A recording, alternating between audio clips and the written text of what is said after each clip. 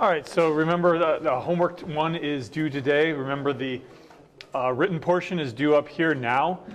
So if you haven't gotten it done, make sure that you hand it in by the end of the class here.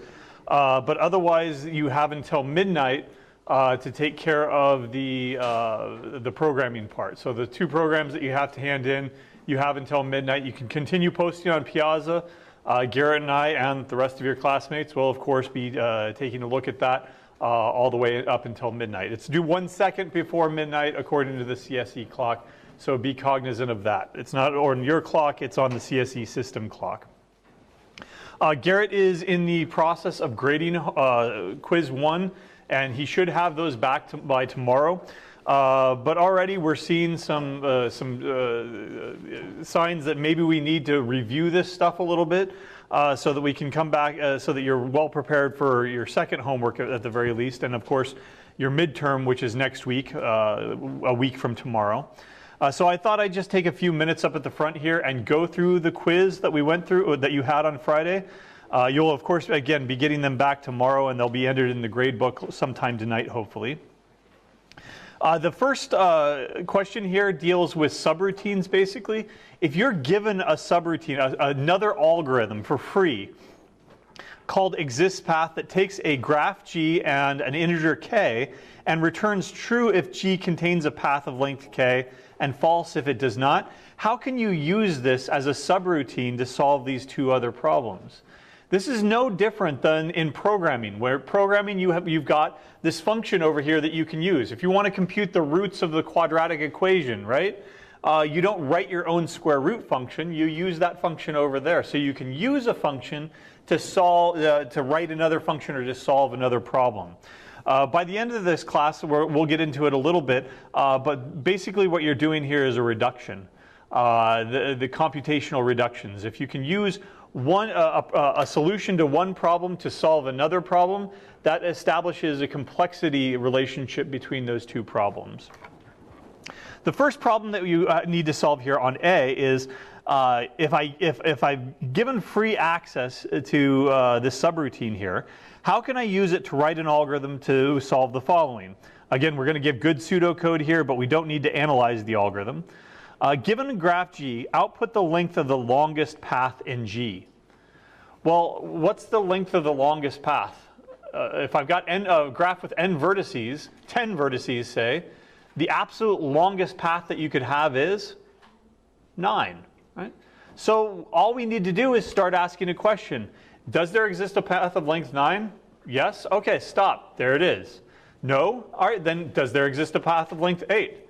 Does there exist a path of length 7? Does there exist a path of length 6? And at the first yes answer that we get back from this subroutine here, that's when we stop.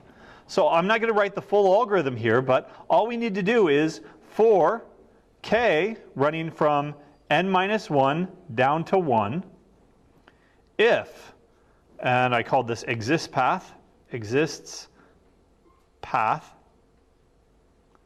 on G and K.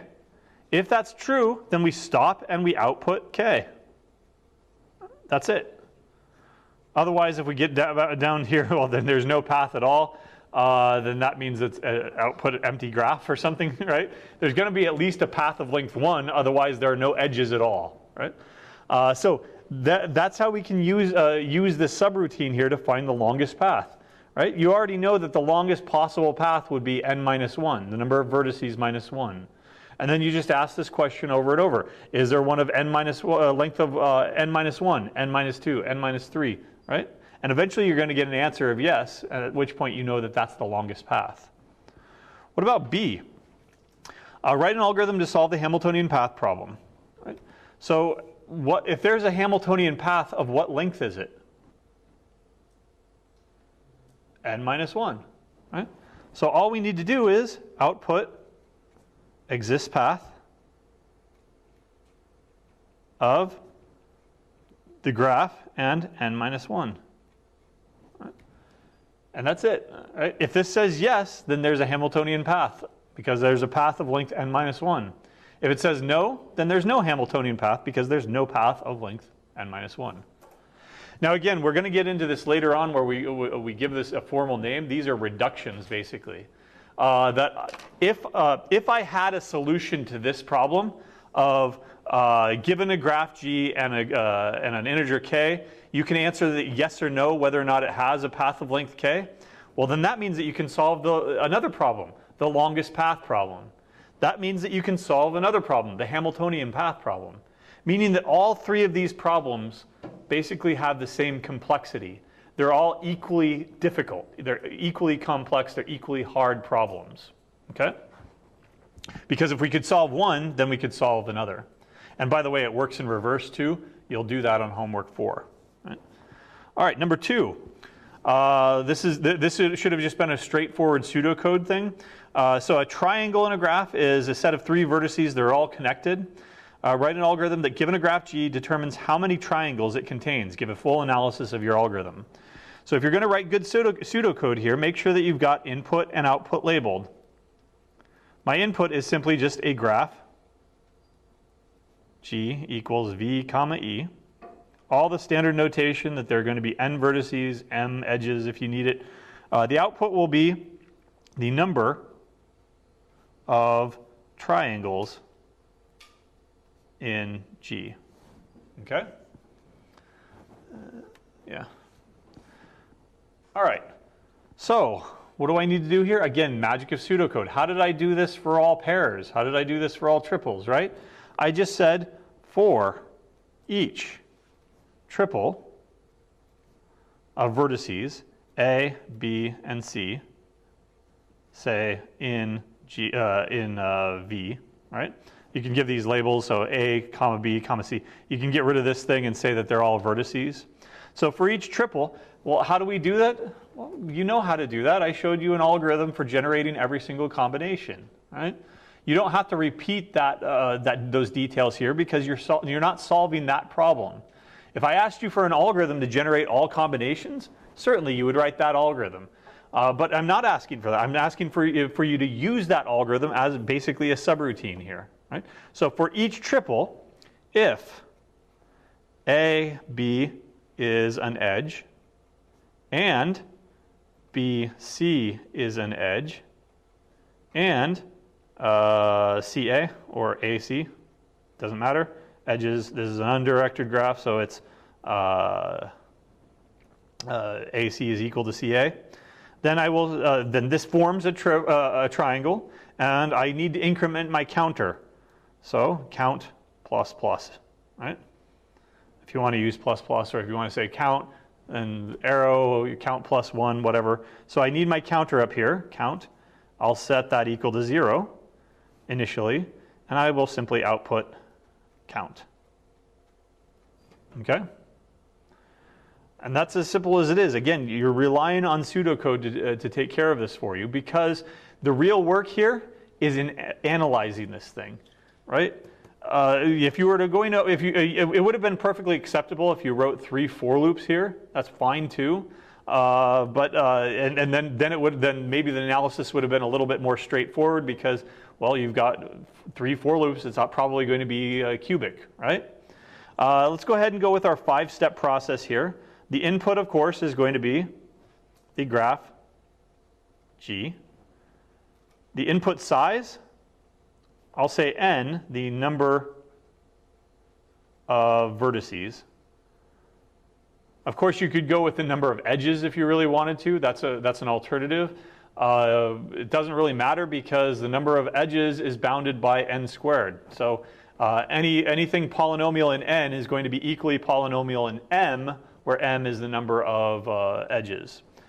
So we'll go ahead and stick with n, the number of vertices. What's my elementary operation?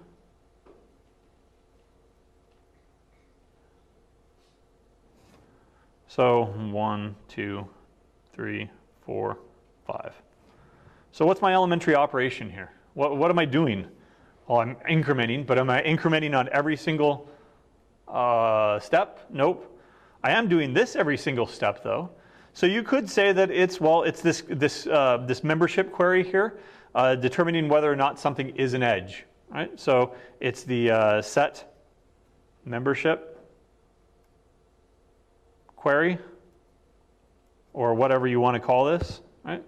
Or it could just be the condition, right? Or it could be taking a conjunction, right? In which case you're doing 1, 2, 3 technically membership queries. We'll go ahead and collapse that down to 1 because that 3 is just going to be a constant sitting out front at the end of the day. 4, how many times is this line, and you could just label a line too, line 3.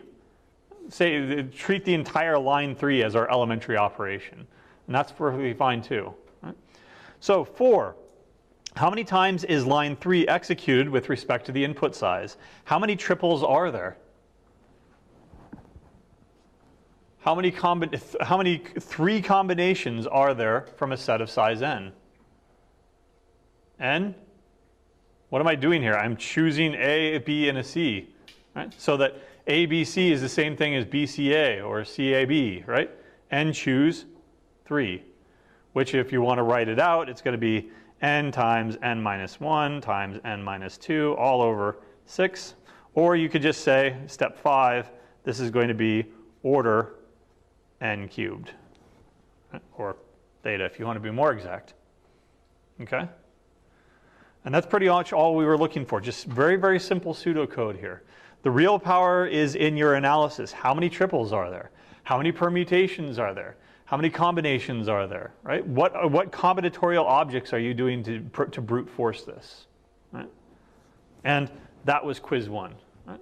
Again, we will have those available for you tomorrow, and Garrett will then start on homework 1 and get those back to you as soon as possible as well. Looking ahead here, remember that you've got homework 2 due on Tuesday, so a week from tomorrow. That's also going to be your midterm exam. So keep that in mind. Open book, open note, open computer. Okay?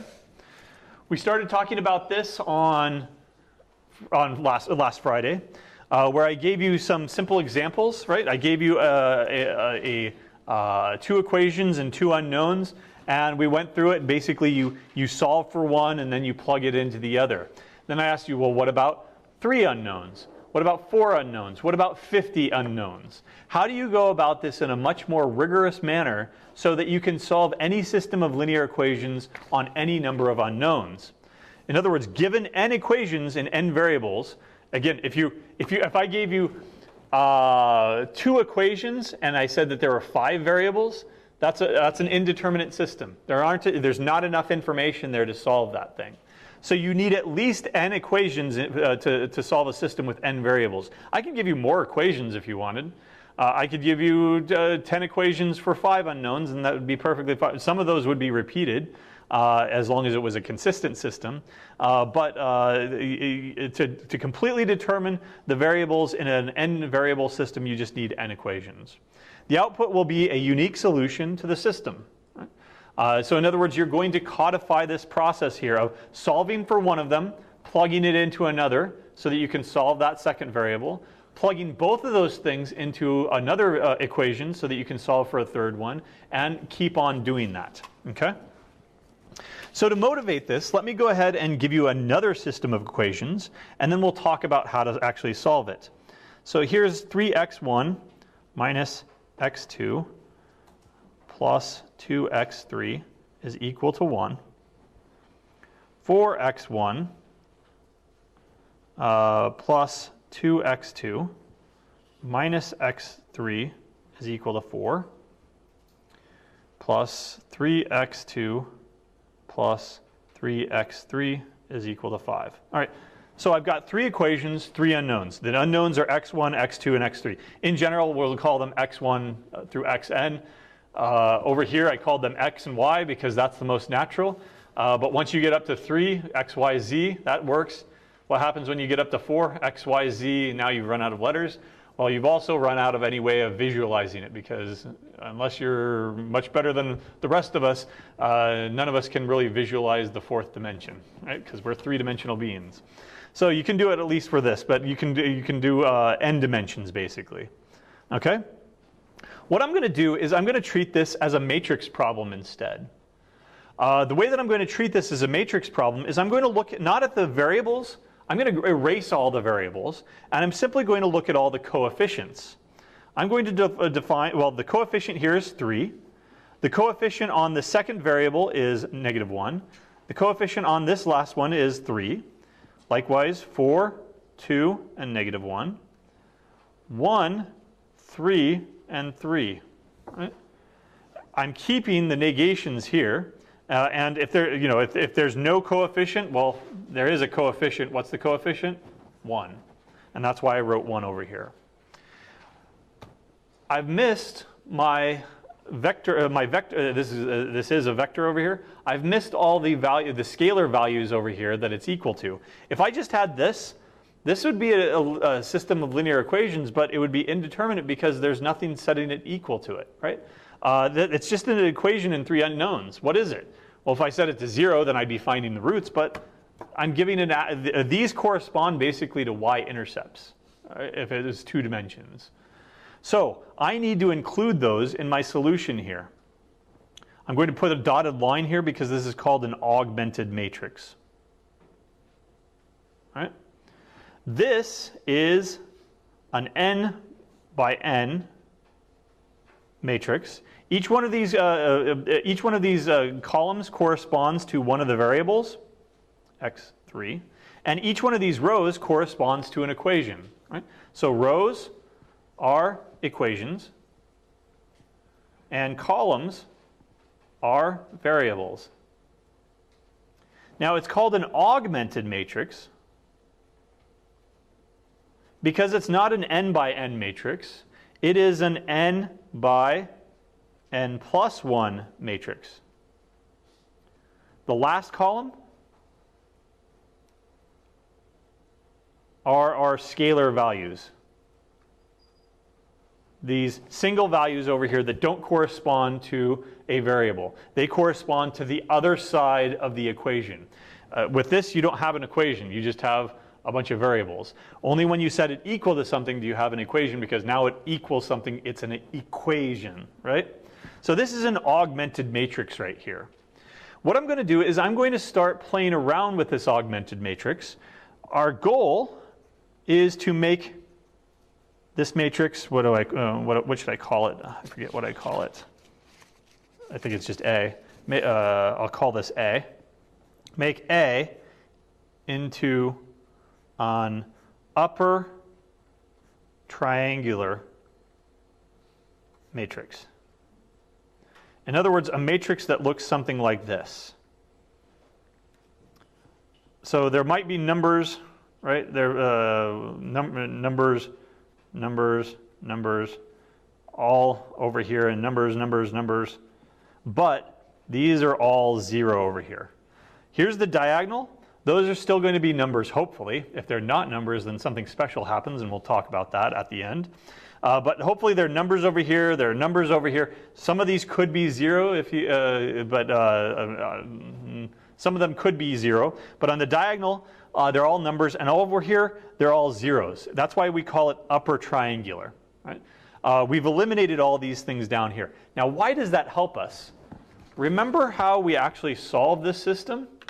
We solved for one variable. Well, what did we do down here? We took this variable onto the other side, and we were left with simply just this variable is equal to this thing over here.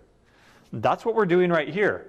At the very bottom, you're going to have 2 numbers. You're going to have xn, and then a number over here called bn, whatever you want. Right?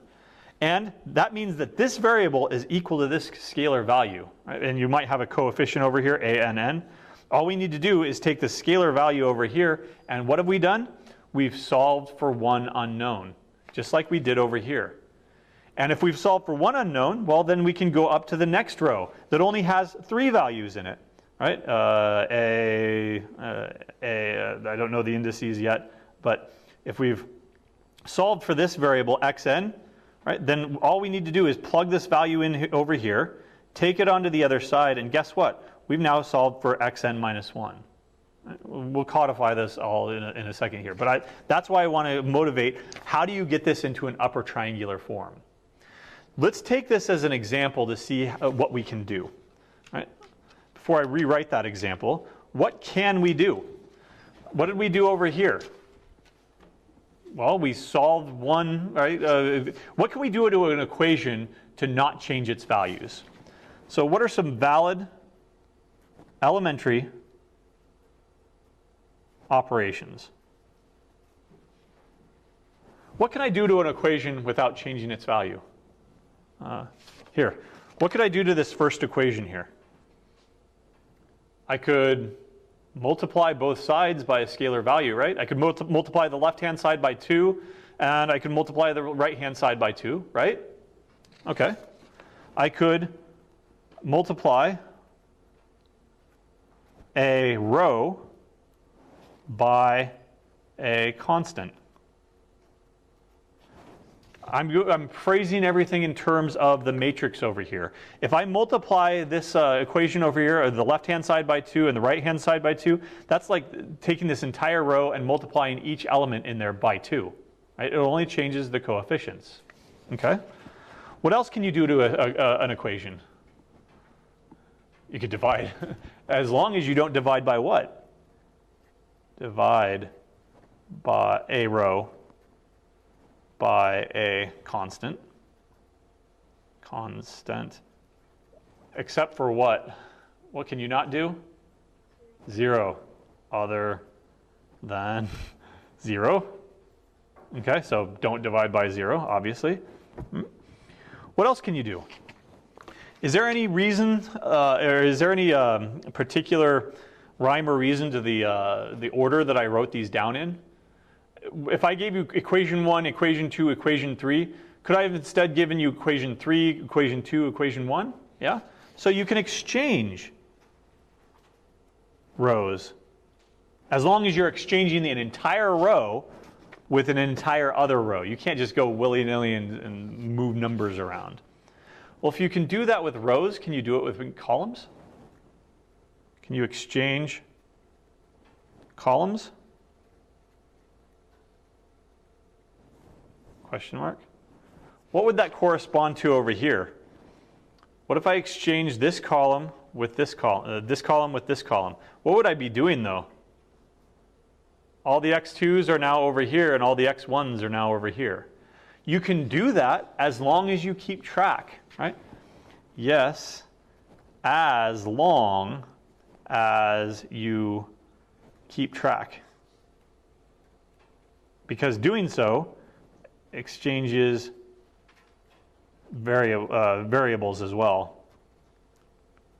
If I swap column 1 with column 2, that means that x1 and x2, the variables, are also swapped. So you need to be careful there. Right? What else could you do? What did I do over here on this example? Let's go back to this example. And you know, I did it the long way here, but what if I did it another way? 3x plus 2y equals 35. Let me write down a different example here. Right? Let's go ahead and go with negative 3x plus 5y is equal to, I don't know, 27. How could I simplify that really, really quickly? How could I get rid of x? You can add two equations together if you really want to. Right? What happens then? 7y becomes 62. Right? These two cancel each other out. So you can add or subtract a row from another row. Right? You can combine this one and the first one to add or subtract a multiple of another row. And that's exactly what we're going to do here in this example. Again, not to lose the forest for the trees here, but what I want to do is I want to make this into an upper triangular form. So let me go ahead and try that with this example. Here's my augmented matrix. I will no longer write that vertical line.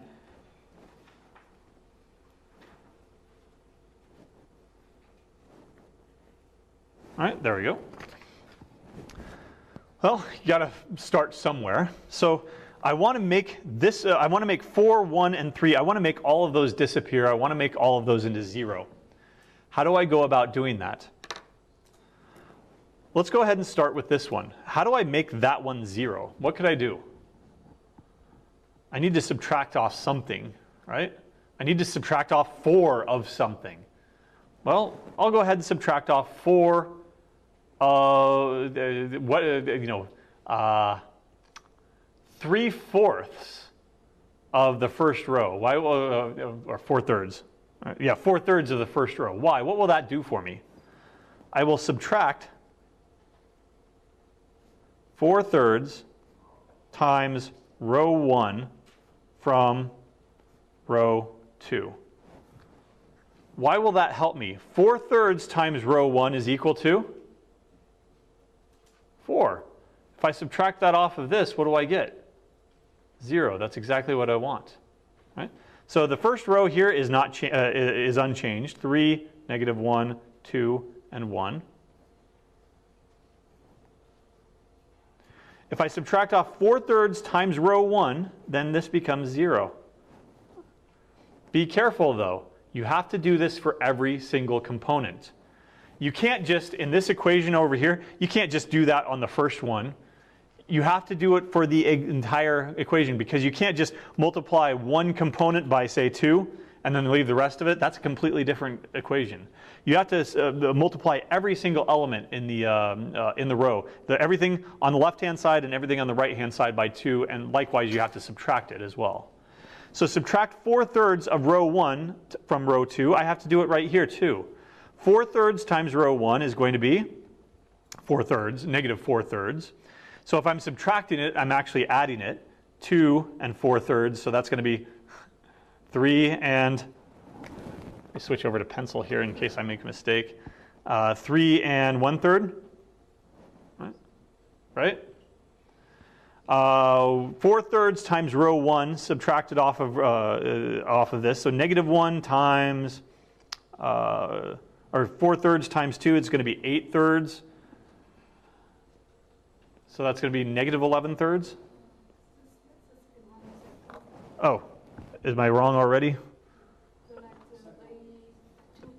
This one? No, this is correct. I can rewrite it as 10/3 though. 2/3? Why? Let's go through it again. 4/3 times row 1, that's actually -4/3. So if I'm subtracting it off, I'm actually adding it.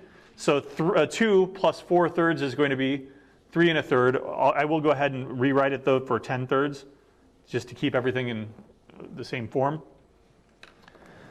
Subtract 4/3 times row 1, so 4/3. Subtract 4/3 from 4, 8/3. And I really need to go back and choose a different system. This is just a random system that I put together. Usually in linear algebra, they choose their system so that everything is a nice integer, or at least, a half or something like that, right? Well, that takes care of this row. Well, what about this row? Let's not worry about this guy right here. We need to make 1 and 3, we need to make those both 0. Let's go ahead and start by making the first one 0. So what do I need to subtract? Subtract something times row 1 from row 3 so that this becomes 0. What would I need to do? 1/3 times 3, subtract that off, and it's going to give me 0, right? So this is 1/3. Why didn't I do it in terms of row 2? It's now what? 0. So subtract 0, subtract x times row 2 from row 3. Well, you're only ever going to, 0 times anything is going to be 0. So you're not going to get anywhere, right?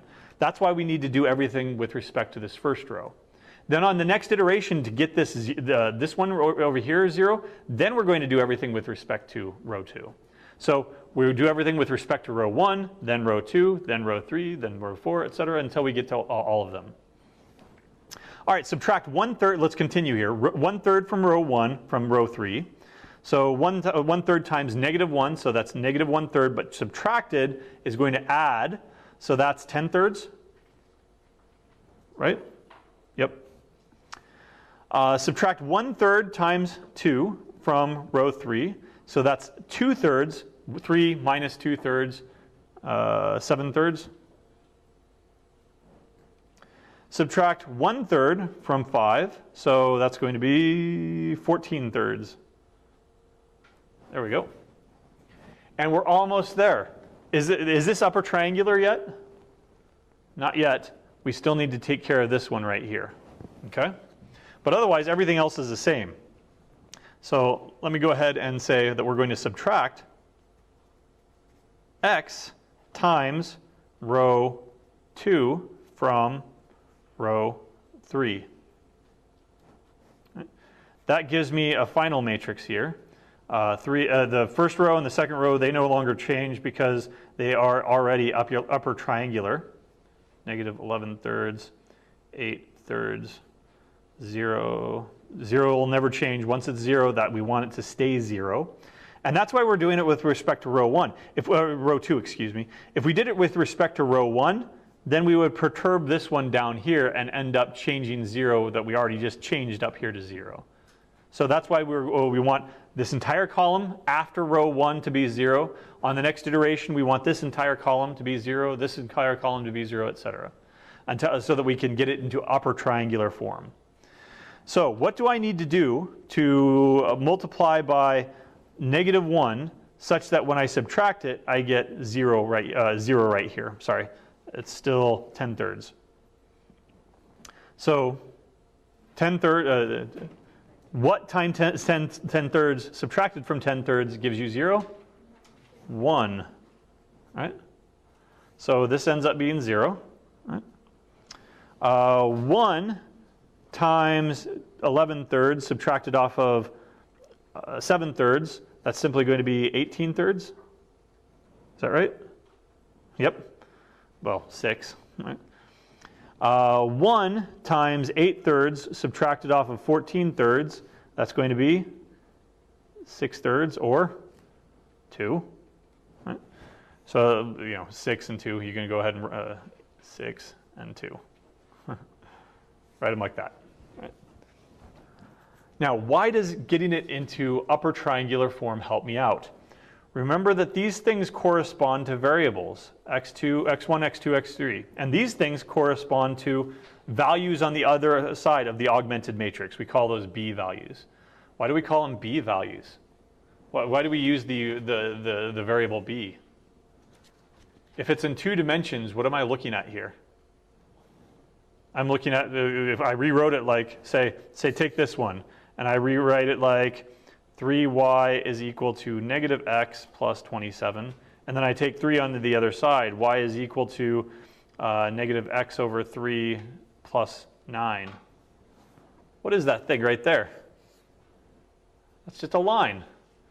This is -1/3. That's the slope, the delta y over delta x. We usually use what variable? M. And what's this thing right here? This is the y-intercept, and we usually use b. And that's why this is going to be a b vector. Right? It's b1, b2, b3. This corresponds, this third line 3, or row 3, I will say, row 3, corresponds to 6x is equal to b3, which is equal to, in this case, 2. Right? So one equation, one unknown, we already know that x3 is equal to, all you have to do is take it to the other side, 1/3. We've solved for one variable. Now we need to go up to row 2. Row 2 corresponds to 10/3 x2 minus 11/3 x3. Remember, we've eliminated x1. Is equal to 8/3. Well, guess what? We've already solved for one of them, 1/3. Right? So I can replace this with 11/9. Right? Might get myself into trouble here, but that's all right. I'll go with 30/9. Oh wait, and then 3 over 3 is going to be 24/9. So that now I can take everything onto the other side. I'll minus 11/9. that gets rid of, or plus 11 ninths. And then divided by 30 ninths, whatever. X2 is equal to, it's going to be 7/6 when it's all said and done. Right? And row 3. I won't go through the entire process here, but this corresponds to 3, the original equation, 3x1 minus x2 plus 2x3 is equal to 1. Well, I've already solved for one of them. I've solved for another. So all I need to do is plug those in, take everything over to the other side, divide by 3, and I get that x1 is equal to 1/2. So altogether, my solution vector that I need to output is 1/2. Note here that I'm solving backwards. I solved for x3, then I solved for x2, then I solved for x1. Yeah, go ahead. Wait, is this row 3 or row 1? Oh, so, row 1. Thank you. So 1/3, 1/2, 7/6, and 1/3. There we go. And again, I regret that they didn't come out to nice integers on everything. Yeah?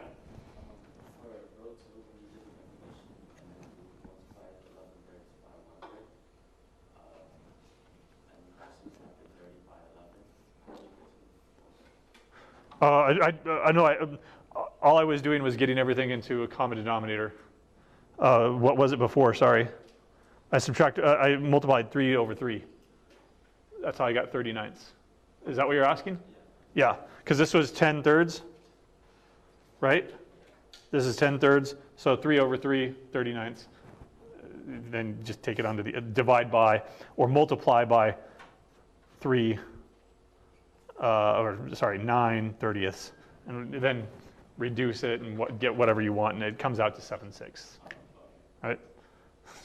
I'm skipping the algebra because that's not the important part. Right? Again, this is why you don't do them by hand. They don't look very clean, right? And this is also why linear algebra, if you ever take a linear algebra course, most of you will, do they ever give you systems with 4 variables, 5 variables? No. That's a lot of hand busy. I mean, if they wanted to give you some busy work, they would, and see how good you are at your algebra skills. No, forget about that. Right?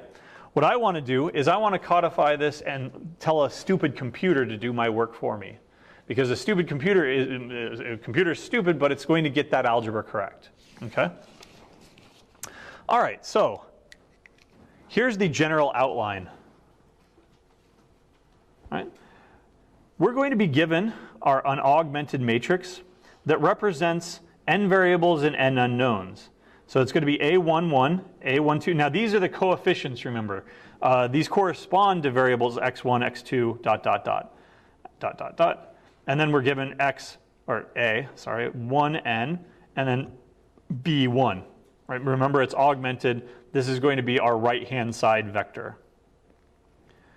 A21, A22, ... A2n, and b2. And then ... On the diagonal here, the last row is going to be AN1, AN2, ... ANN, because it's an n by n matrix, and Bn here. Right? Now let's outline the algorithm here, and then we'll go over the pseudocode for actually doing it.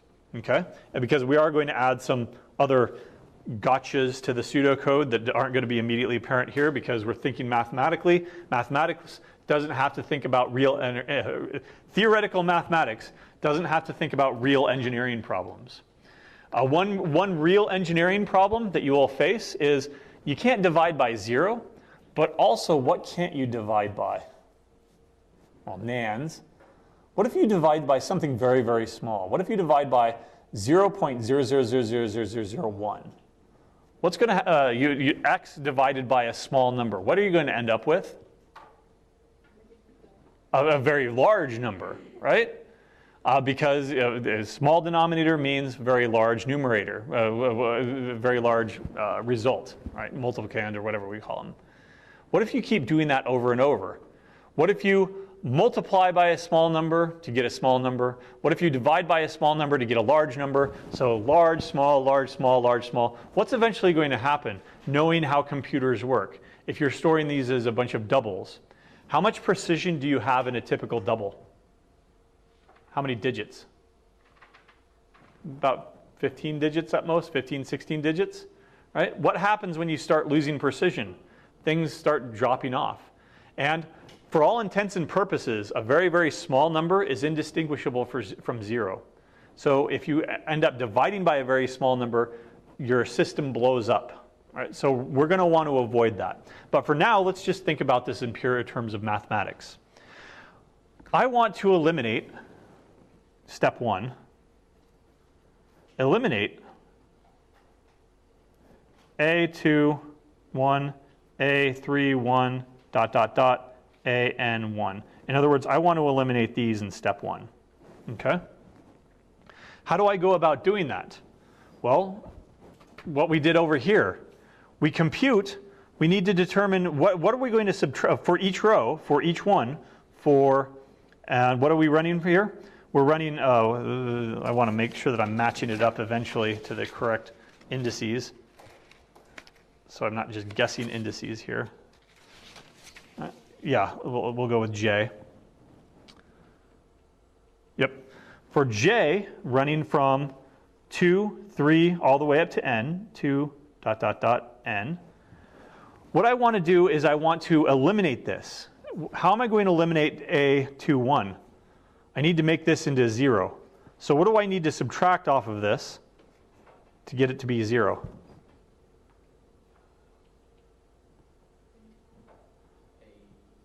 In terms of the first row here, right? A21 over A11 times A11, right? That's going to get me 0. What do I multiply row 1 by in order to make this 0? Right? So I need to compute that. Let's say that we'll put that into a temporary variable here. And now I want to make this more general because I'm going to do this for each one of these things. So for that particular J, it's not just 2, it's going to run from 2, 3, 4, dot, dot, dot. So AJ1 over I will go ahead and go 1, 1, right? That's going to be my constant coefficient that I'm going to want to do for the rest of it, right? So for K running, now I want to do this for the remainder of the variables here. I want to do this for this variable, this variable, this variable. It only potentially eliminates this variable, but you still have to do it because you can't just, you can't just multiply one of the terms by 5. That's a completely different equation. So I want to run from, in general here, it's going to be J up to N, and then we'll go 1 beyond N plus 1. Because I'm going to do it for this number, this number, this number, dot, dot, dot. I also need to do it for the right-hand side of the equation. Okay? What I'm going to do is I'm going to have A sub, let's see, it's going to be JK will be A sub JK minus this temporary variable that I established here times the one, the one previously above it, so A1K, right? And that will take care of the rest of the row, right? There. I've got the first step done. Right? Step 2. I need to eliminate these guys right here. Right? And this will be eliminated here, so I need to go down 1. I need to eliminate A3, let's see, 3, 2? 3, 2, yeah. 3, 2, A, 3, or 4, 2, A, 5, 2, dot, dot, dot, A, N, 2. There we go. I need to eliminate all of these now. So what's my only difference here?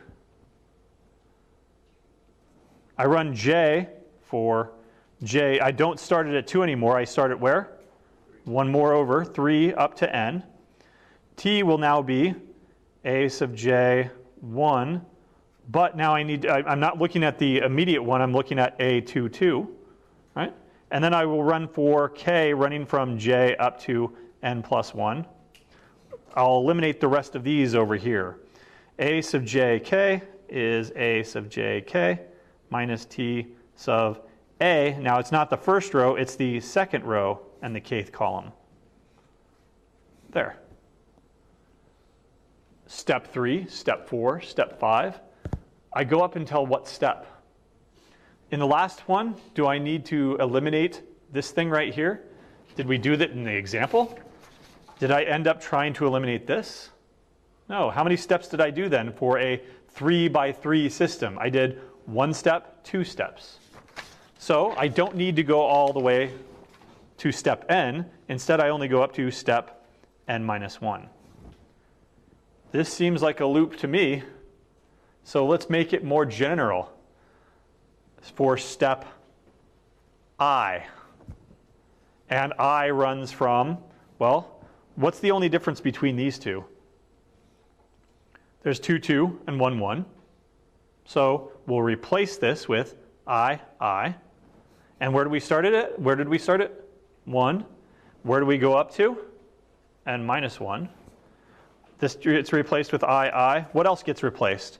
Where else did we hard code 1 here? Right there. So this becomes I. And also this becomes I. And this becomes one big loop. 1 loop, 2 loops, 3 loops. Already that's suggesting how complex is this algorithm? What's the big O analysis of this probably going to be? N cubed. Right? All right, that's the idea. Hopefully I got that across. Let's go ahead and write more formal pseudocode here so that if I made a mistake there, we'll rectify it by giving you the actual pseudocode here. So here's the input. And this is actually going to be called better Gaussian elimination because this is where we're going to insert some, oh yeah, go ahead. Oh, sorry, there we go.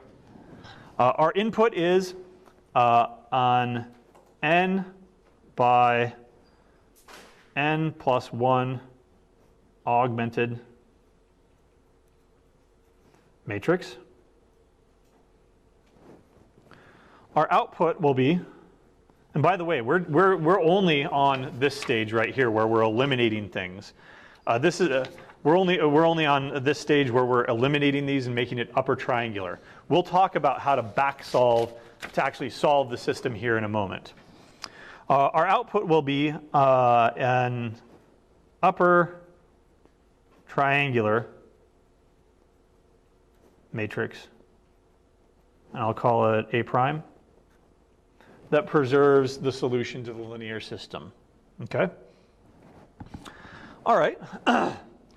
So I'm just basically going to rewrite what we developed here. I'm going to start out with a big for loop for I running from 1 up to n minus 1.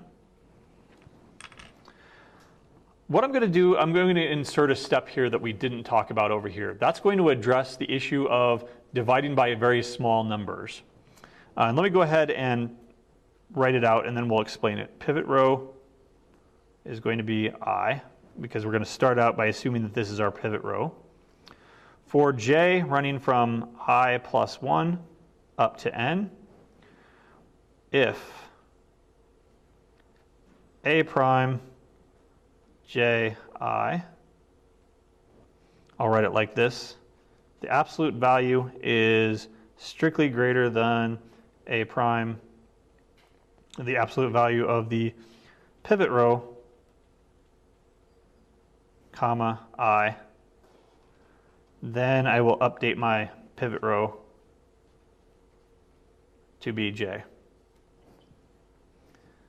After I've found my pivot row, I will exchange both of those rows for k equals I all the way up to n plus 1. I will swap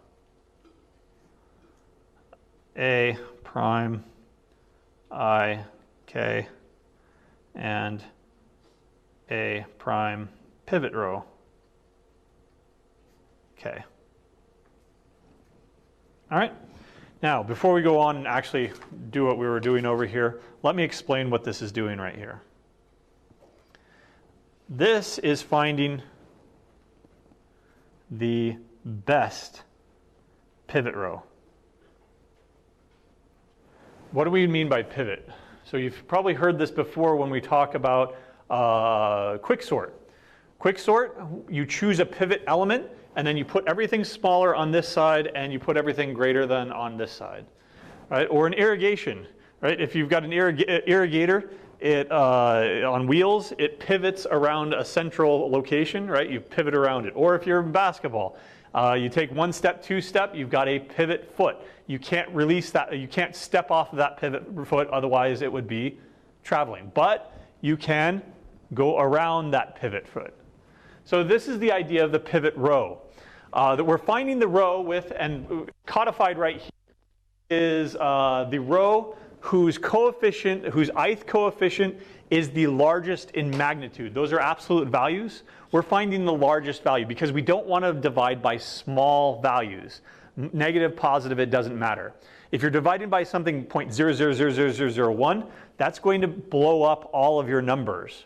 Whereas if you're only divided by 2, or if you're only dividing by, say, 300, right, that's not going to blow up your numbers. They're only going to get smaller.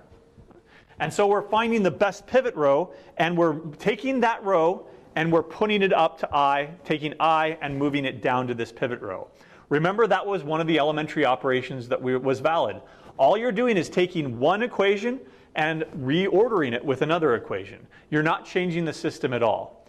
But this will lead to much better, more stable numerically solutions in most programming languages. Okay? All right. That's finding the best pivot row, in other words, the row with the largest value in it, so that's what you're going to be dividing everything by. Otherwise, everything is as we said before. We run from J. Oh, and then another thing that we didn't change here is we're only running from I plus 1 up to n. But I'll rewrite that here now. So for J, running from I plus 1 up to n,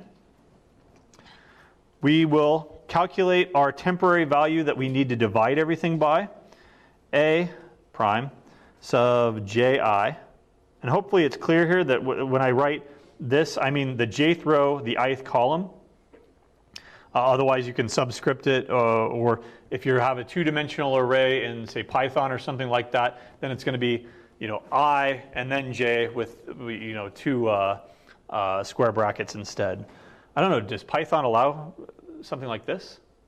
Multiple indices in one square bracket? I'm not sure that they do, but a prime over I. So that's our the value that we're going to be multiplying everything by, the reciprocal. And then for k, running from I up to n plus 1, we're going to change all of those values. So jk is going to take on the value that originally had jk minus a prime ik.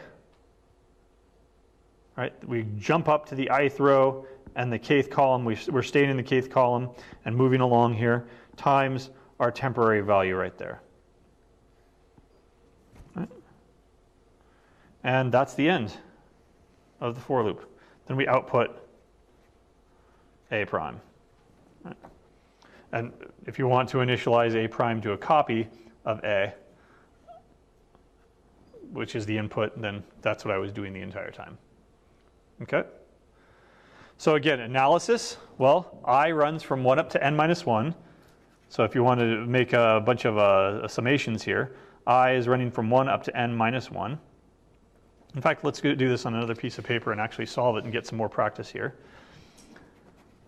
I running from 1 up to n minus 1, hopefully, or I'll just make a fool of myself here. Now, this thing here, exchanging rows, that's done, yeah, but if you only focused on an elementary operation over here, you'd get the mistaken impression that there's only one for loop within one for loop, or another for loop within another for loop. But here we've got 3 for loops, and that's where most of the work is being done. So we're going to focus on, say, I don't know, this computation right here, this division or this multiplication, this multiplication or this subtraction here, or something like that. J is going to run from I plus 1 up to n. And then K is running from I up to n plus 1. There we go. And then we're doing one operation, one multiplication or one subtraction, whichever you want, on that line right there. Let's go ahead and get some more practice and do this. All right? So keep these outer two summations, bring those through. And we'll focus on the inner summation here. So this is 1 plus 1 plus 1 plus 1. How many times? It goes from I to I plus 1, I plus 2, all the way up to n plus 1. If we had started at 1, you would say that it was n plus 1, because it would be 1 plus 1 plus 1, n plus 1 times. But we skipped the first I minus 1 of them. Right? So what's that going to be? N plus 1, but we skipped the first I minus 1 of them. So n plus 2 minus I, right? This is going to be more trouble than it's worth, I can tell already. Minus I plus 2, okay?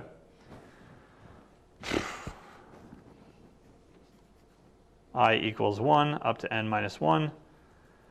So this is a summation of sums, so we can rewrite it as the sum of summations.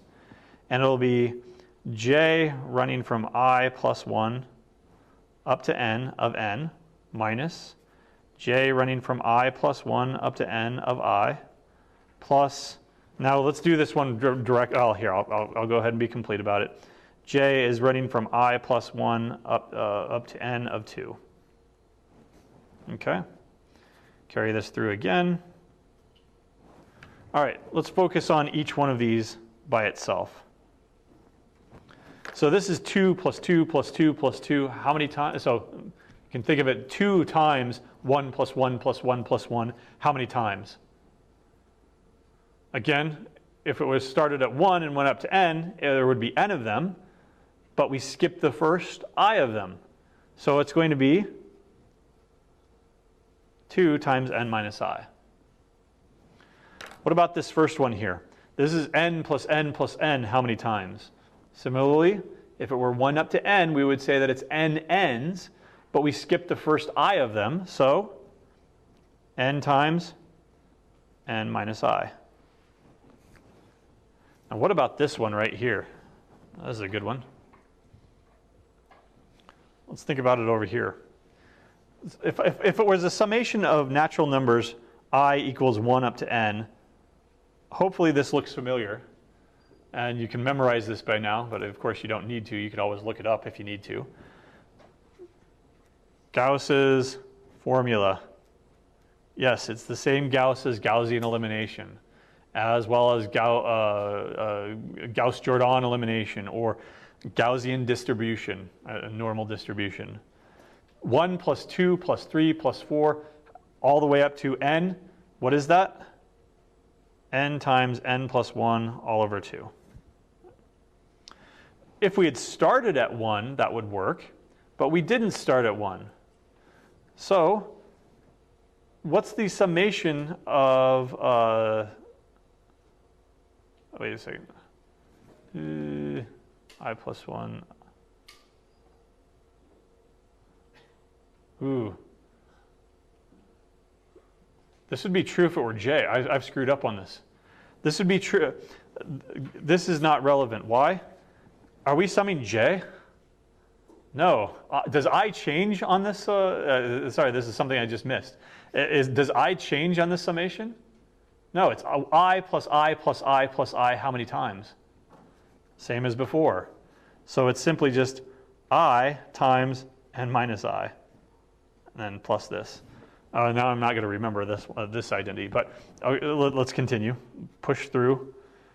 I might ask you to help me out and look something up here soon. All right, what is this? Carry all this stuff through. It's n squared minus ni minus ni again, plus I squared, plus 2n minus 2I. There we go. So what can we collect and what can we not? This can be minus 2I, but otherwise everything else is, yeah, we're not going to be able to collect any more. Let me go ahead and distribute this. This is n squared plus n squared plus n squared. How many times? It only goes from 1 up to n minus 1, so n minus 1, n squared.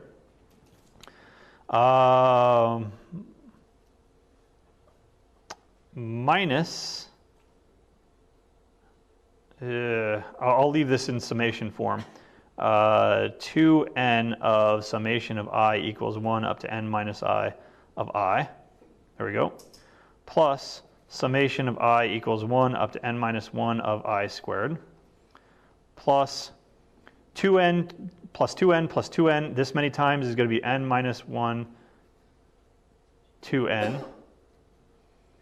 Minus 2, and then summation of I equals 1 up to n minus 1 of I. All right? We can solve this one using Gauss's formula. We can solve this one using Gauss's formula. This is the one that I was dreading. Does anybody remember what the summation of squares is off the top of their head? There is a closed form solution for this. If I had to guess, I think it would be n times n minus 1 times 2n minus 3 all over 6. But I'm not going to trust my memory on that at all. If anybody wants to, they can look it up. Otherwise, I'm just going to leave it in that form.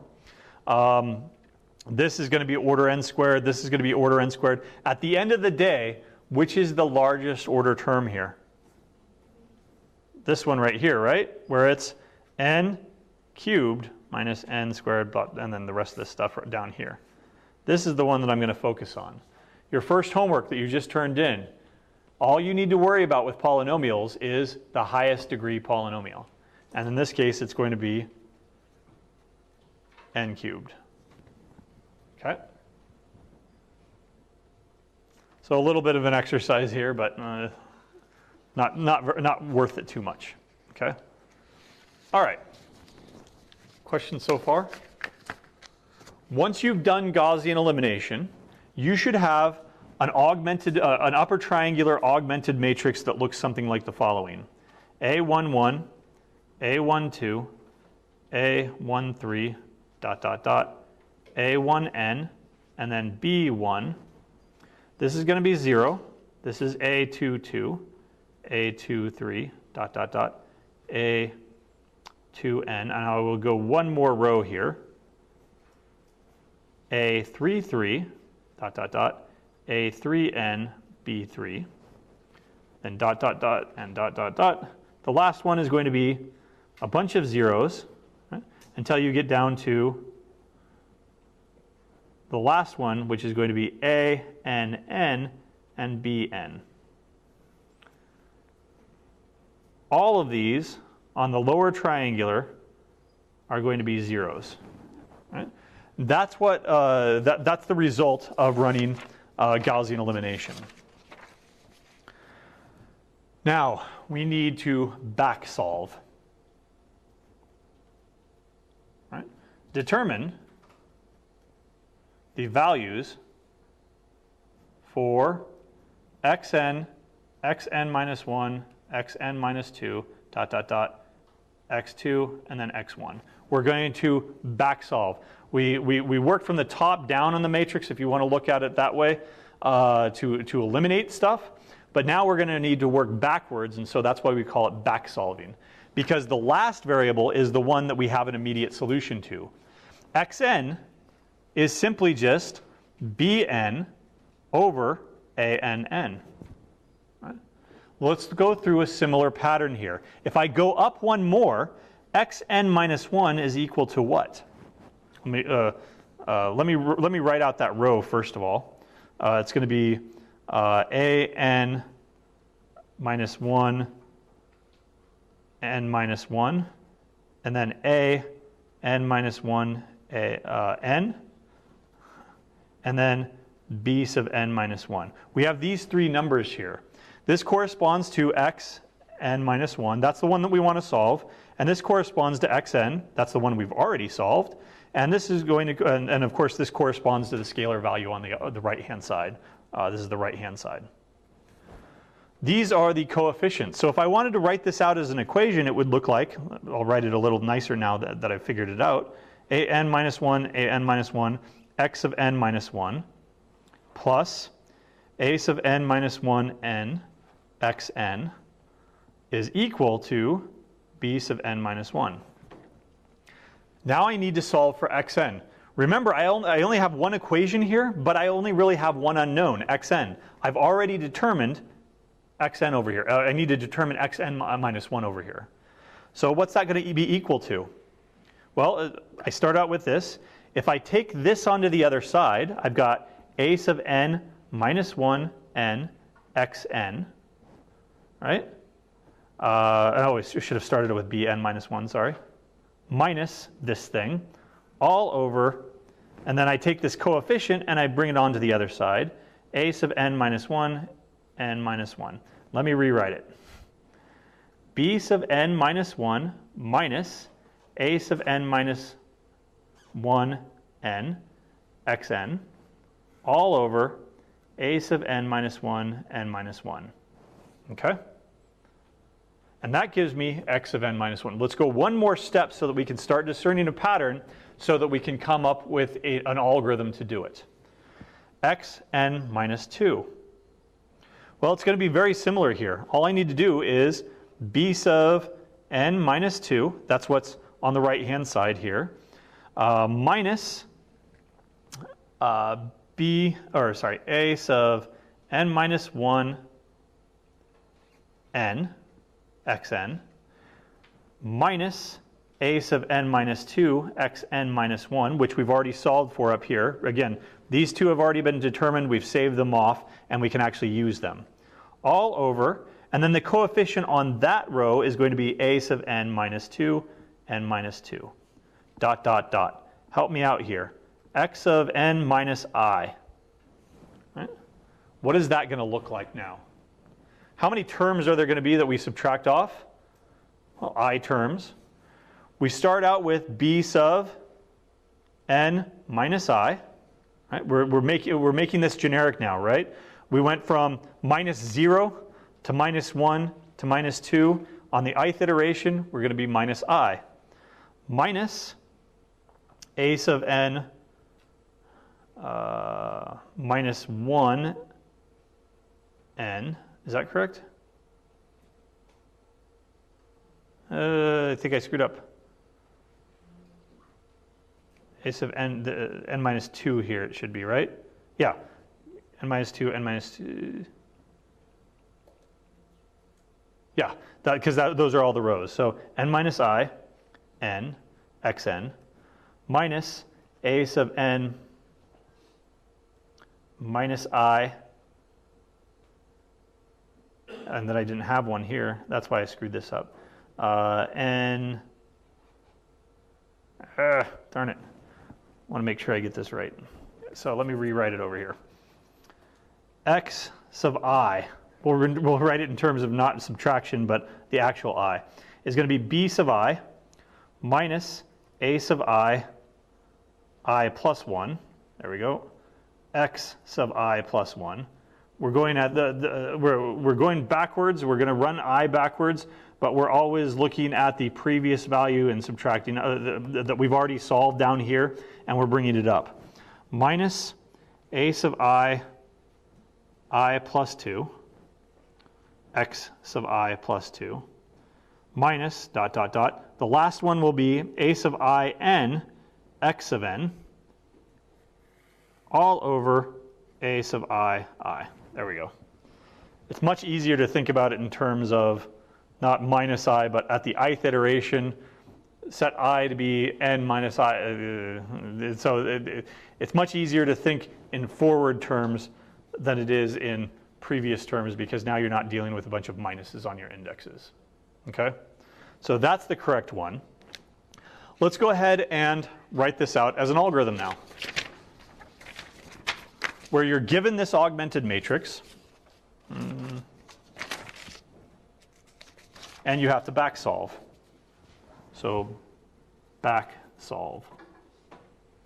Our input this time will be that upper triangular matrix on n by n plus 1 upper triangular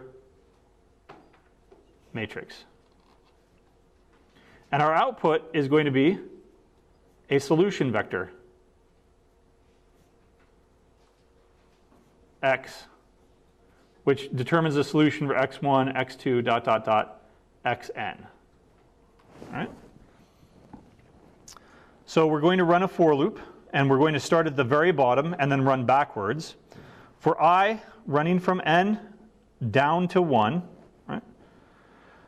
We'll go ahead and set a temporary variable here. We're going to set it equal to a sub I n plus 1. What this is doing is sets t to b sub I. In other words, what am I starting out with? I'm starting out with the value on the right-hand side. And then I'm going to go through a loop and subtract the next one, subtract the next one, subtract the next one. At the very end, then I'll divide. All right? So another loop here for j running from I plus 1 up to n plus 1. Oh, sorry, n. We will update t, and we'll simply take t minus x sub j, because I'm iterating on j here, times a sub I j. There we go. So I'm, again, subtracting. I'm subtracting the coefficient times the variable that has already been determined on a previous iteration because we're going from n down to 1. Subtracting the next one, subtracting the next one. After we're all done, we need to go ahead and set x sub I to be t divided by, now here's where we take the other coefficient, a sub I. And we take the coefficient onto the other side. And then we output x1 through xn. Again, it's back solving because we're going backwards. Okay? And backwards is a relative term. Again, it's a way of visualizing this matrix. Right? There we go. So what about the back solving process? What kind of an algorithm is this, complexity-wise? What's the input size is going to be, of course, order n squared. The elementary operation, probably the most common, is going to be this multiplication right here. You're doing it for approximately n times, or again, it's variable, but we can set up a much simpler summation here if you want to. Summation of j running from I plus 1 up to n. And then on the outer one, it's a summation of I running from, now it doesn't matter on summations if you run backwards or forwards because a plus b plus c is equal to c plus b plus a. So I like to think of it like this, going from the lower order term up to the higher order term. And you can go ahead and solve this summation. Do we want to do that? Yes? No? All right, no takers, then we won't do it. But in the end, it's going to be, give me your estimation. It's going to be theta what? Is it a linear with 2 loops? Probably not. It's going to be, is it as bad? Is it going to be cubic? Probably not. It's going to be n squared. Right? Now, technically, when we looked at this other one, when we looked at this other algorithm here, we did say that it was order n cubed, right? Be careful with that. It's not technically cubic. If you said it's cubic, yeah, fine, whatever. Go ahead and say that. But is it cubic? What's the input size? The input size is a matrix, which is approximately, forgetting about that augmented column, it's going to be it's going to be n squared. So if it's order n cubed and your input size is actually n squared, then it's actually going to be, in terms of your input size, go ahead and put n here. It's actually going to be n to the 3/2. Right? Because n cubed is equal to big N, 3 to the 1.5. Right? So it's not exactly order n squared. It's just slightly below because of the input size, the real input size. That's just a technicality that I like to draw your attention to because a lot of people don't appreciate it, but I do appreciate it. And so this is actually linear, right? If you want to look at it from that perspective, because the input size is n squared, and so if your algorithm runs n squared, well, then it's linear. Right? It's not quadratic, technically. Right? Technically correct is the best kind of correct, too. Right? So what are some applications of this, other than solving systems of linear equations? Those of you who have taken a linear algebra course, what else can you do with Gaussian elimination? Maybe you've heard of it as Gauss-Jordan elimination. Same idea. Nobody's taken a linear algebra course? All right. Well, suppose that I've got a matrix A, and I want to invert it. Right? If I've got a number if I've got a number x, how do I invert it? What is x? What is its inverse? If this is just a single number, it's going to be 1 over x. In other words, x times 1 over x times its inverse is going to give me 1. What's 1 in terms of a matrix? Nobody knows?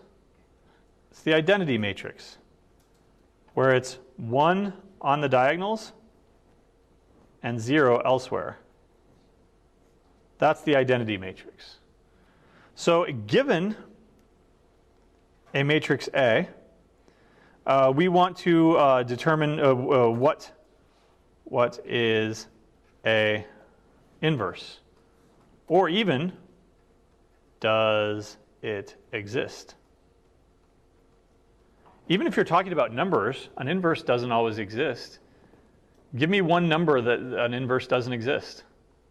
A number x such that there's no such thing as 1 over x, 0.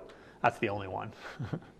But if you think more generally in terms of algebraic structures, there are plenty of algebraic structures where there are values with no inverse. Right?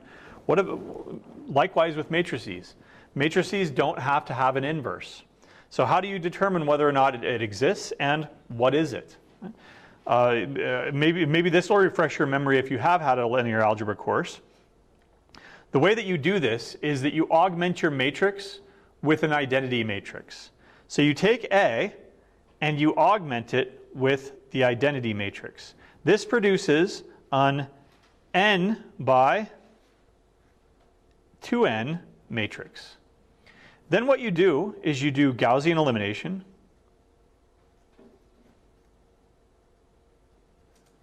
To produce an upper triangular matrix. Right? So these all be numbers, these all be 0. And then these all also be numbers here.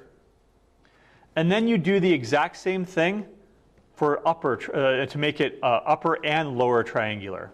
So you do it again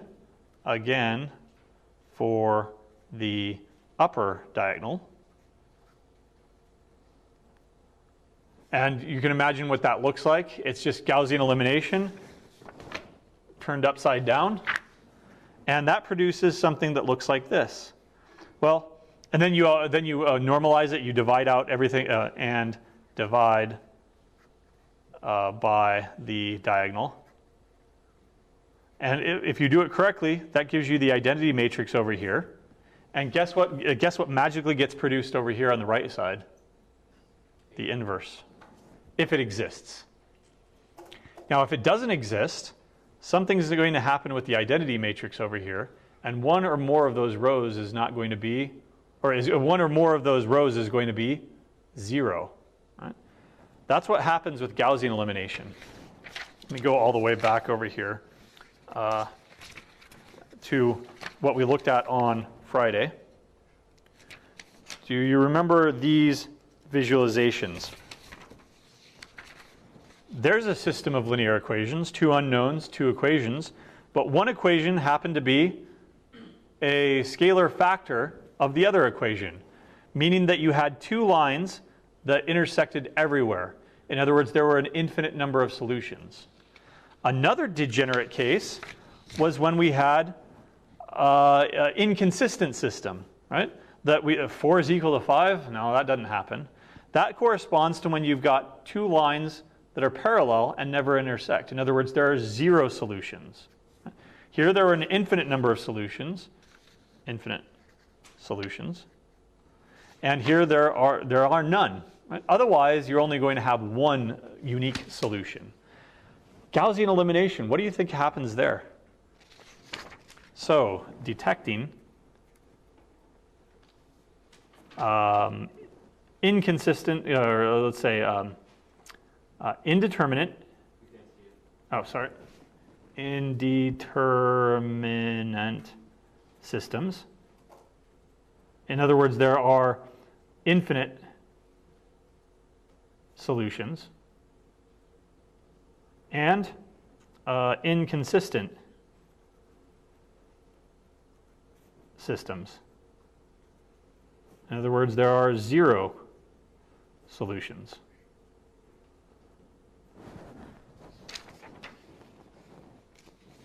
Here's the indeterminate system.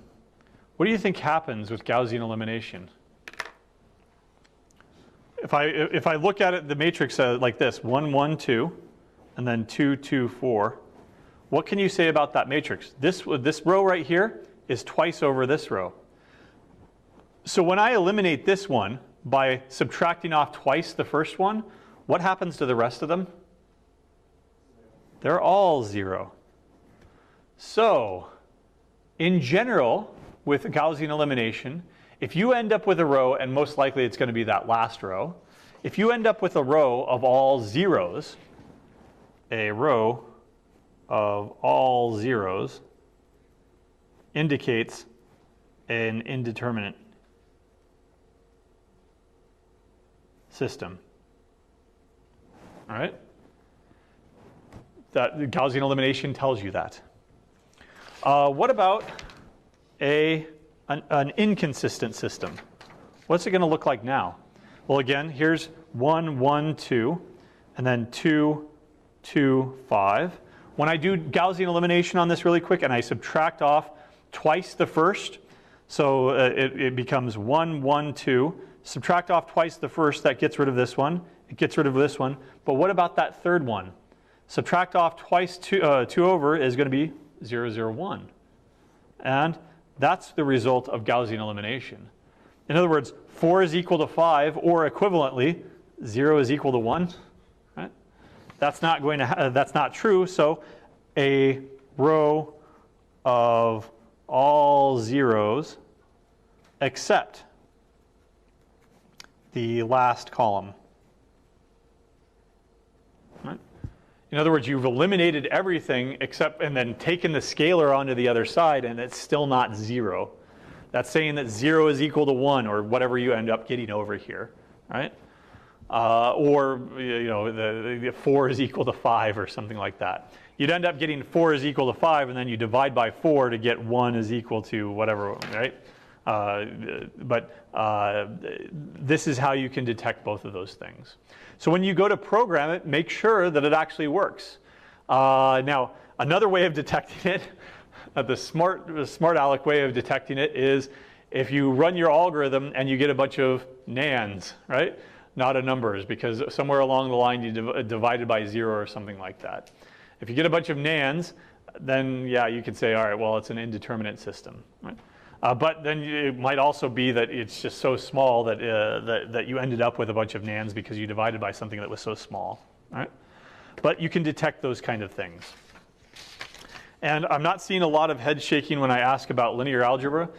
So I'll just mention them offhanded. You can compute the determinant.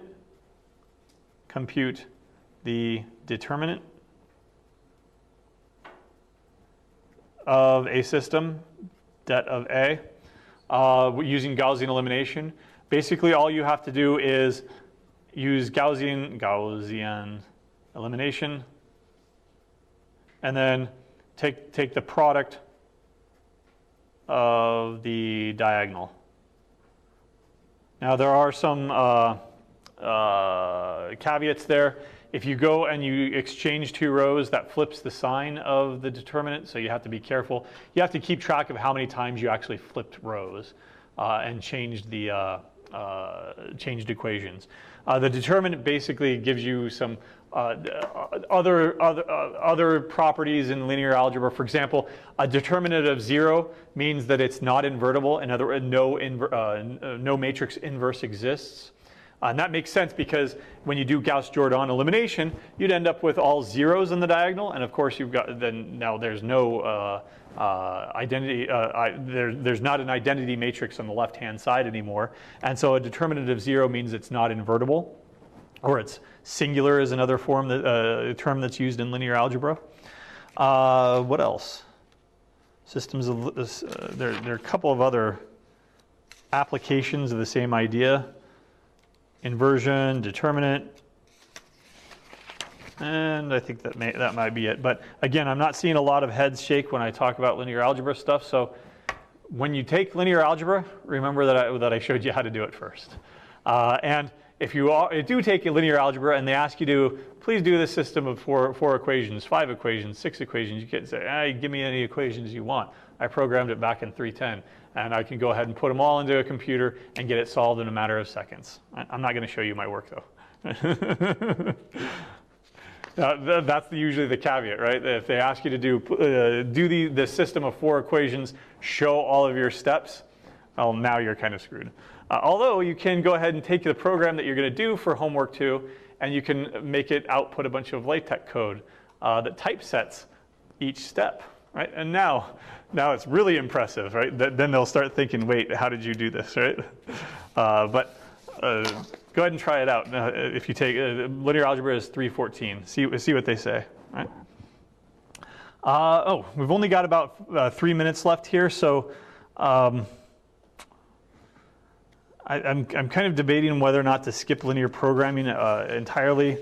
I mean, usually I only show you the basic ideas so that you're aware of it anyway. But it looks like we're going to have to start it on next time anyway. But let me go ahead and give you the scenario here.